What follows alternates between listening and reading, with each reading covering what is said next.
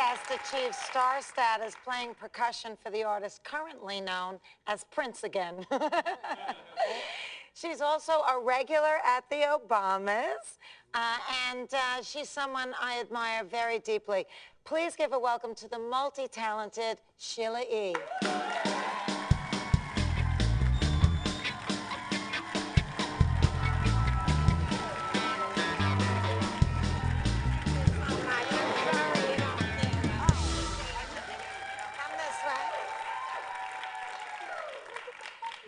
Hi, darling. Hi, you look gorgeous. Thank you. You too. You always look beautiful. So you hang out at the Obamas and at the White House with the Obamas at the White House a lot? Do you play music there and stuff? Yeah, we've been playing. You know, I've been invited there as well. I love them. Wonderful, wonderful people. Nice. Yes. Did you have to go through the whole security thing? Because yes. I got seriously patted down, and I thought, what is this guy getting fresh with me? And then I thought, well, what am I complaining about? It's the most action I've had in a year. Well, how did that association happen? Someone from the White House called and said they wanted me to be a part of the Fiesta Latina, which was a show that they did, and they wanted me to be the musical director and one of the producers of the show. So I did it and had a great time. We had a lot of artists come out and play, and we had a really good time. And the girls, his daughters, came out and played timbales with me as well at the end. So we had a great time. Oh, wow. Now, you know today's theme is about turning pain into purpose. Mm-hmm.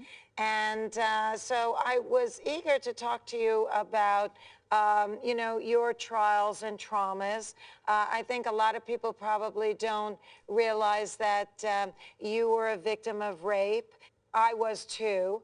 And of course, I was an adult and you were a child. Can you tell me a little bit about what happened? Yeah, I was raped at the age of 5 by a babysitter who was living upstairs from us. Oh, and, my God. Yeah, he was a teenager, older teenager. And so it was kind of devastating, of course. But throughout my years, I was angry at everyone. You know, I was always angry, and I just got tired of being that person. And later on, I started getting into music. And now, wait, did you tell anybody at the time? Yeah, I told my parents. Oh, good for you. Yeah, I told my parents right away, because the whole situation was just not good. So a lot of things happened to me at that time, and I was also being molested by other family members, which, you know, one thing led to another. So after that, I just really felt like my childhood had been taken away from me. You know, it was all strange. And my dad, being a musician who still plays, Pete Escovedo, he's a Latin jazz artist, and so he would practice playing around the house all the time. So music was a big part of my life. You know, it took me like at least a year before I stopped feeling like a mirror that was cracked in 1,000 pieces and started to feel a little bit like myself again. But how many years, if you know, when you're a child, you know, does it take before you can somehow you never get over it, but that you can somehow put it on its proper shelf, and then, you know, assume what, you know, own your life, so to speak. Yeah. It was not till I was out on tour with an artist, I don't know what year it was, maybe, it was 1999, I think, and I was in Japan, and my friend said, why don't you just write down the experience that had happened to you so you can, you know, share it. Maybe that's part of your testimony to be able to tell other people that, you know, they're not the only ones, and what has really helped you has been music. So I wrote it out, I was on my computer, and then I read it back, and I looked at it, and once I started reading, I just broke down and cried for 3 days in the hotel. I couldn't even, it's like purging. And I just, reading it back, it was just horrible, you know. But then I realized why I was the way I was. Like, I didn't like to go to sleep until it was light, because they would come and mess with me when my parents left and it was dark, and, you know, covering up the windows. I didn't like anything to wake me up in the bedroom, like a telephone or an alarm clock, anything. It just needed to be quiet. So it took me a long time, and that was like 1999, and finally I started changing, thinking I don't want to live like this. I don't want to be that person of always, if you told me this was white, I'd say, no, it's green, you know, just because. Just, Yeah, you know. you had a lot of internal anger. Exactly. How did you turn it into purpose? What I did was I started a foundation with my manager, Lynn Mabry. It's been 11, 12 years now, called Elevate Hope Foundation. Elevate Hope Foundation. Yes. And is this targeting children? Foster kids, abused kids, Aww. yeah, in foster care. And we use music and arts as therapy to help the kids. And we have different beneficiaries that we help, and as much as we can. And we raise money. We have we do a lot of charity work, or not charity work, but foundation work, where we have events to raise money.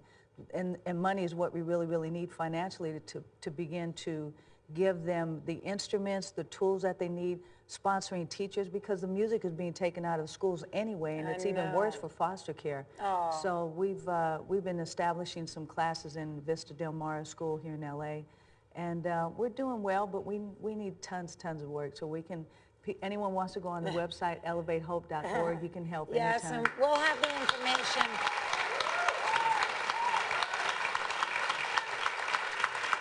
Now, what would you say to anybody that might be out there watching now who is presently being abused or who has been sexually assaulted but is afraid to say anything? What would you say to that person? Well, the thing is that you can't live in that part that was destroyed, and you can't hold on to that your entire life, because then you'll never grow. So the only way to change is to tell somebody, talk about it. That's part of your therapy. Mm-hmm. And for me, it was like being an onion that was being peeled. So every time I got something or dragging, you know, luggage around, it's like I wanted to get rid of the guilt and the shame and feeling dirty, and it was my fault, and it wasn't. And God had made me whole again, and it was just an amazing journey to be able to now talk about it after so many years. And I encourage anyone who's been abused, sexually, mentally, spiritually, whatever it is, to really go to someone and talk to them about it, because you can't hold that in. It will destroy you. It will destroy you. Well, God bless you. Thank you so much for sharing your story with us. And I love music so much. When we return, we're going to have the fantastic Sheila E. going to jam with the great Fran Drescher. This is something you don't want to miss, so stay tuned.